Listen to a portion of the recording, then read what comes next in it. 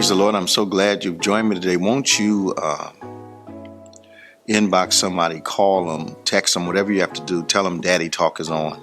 All the women, I want you to gather your friends and your relationships and let's have a father-daughter talk about men. So we're going to talk about that subject, which is really important to most women, and talk about mothers and sons, sisters and brothers, relationships, friendships that you have with males.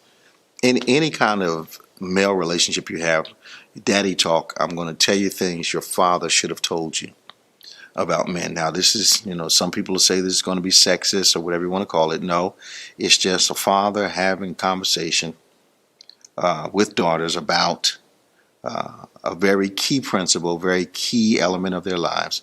And that for many of you, that's your relationship with a man. So there's a few things that I want to let you know. I think you need to know this. If a man wants to know about women, the last person he wants to ask is another man. If a man wants to know about a woman, how women are, what they like, what they don't like, how you manage the relationship, the best person for a man to talk to is another woman that he trusts, who will tell him the truth, the 411, the keep it 100 truth about women. Conversely, if a woman wants to know about men, the best person to ask is not another woman. The best person to ask, how does a man think? Why does he react this way? Why does he conduct himself this way? Why don't they do this? Why do they do that? The best person to ask is a man whose wisdom you trust, whose experience you trust, who doesn't have an axe to grind with you. So Daddy Talk is all about you getting information from me about the men in your life and you being able to ask me questions about the men that you're experiencing. And that is not limited to boyfriends or husbands, but actually brothers, uncles, fathers, any man, your boss, any man that you have to deal with. That's who you're going to learn about on Daddy Talk. So today I'm going to talk to you about the male perspective on females, how men see women at large. Okay, so some of you are saying, well, how is it that you're even doing this? Well, I've counseled 45,000 people in the last 30 years. Clearly, half of them have been relationship oriented. That's the first thing. Secondly, I've written a book called Dare to Be a Man, which what every man needs to know and what every woman needs to know about him.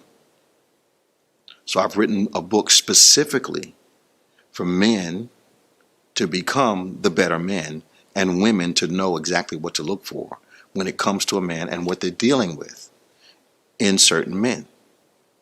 So between counseling 45,000 people, half of them, over 20,000 of them being relational, writing a book that was one of the best sellers in the Christian community, Dare to Be a Man.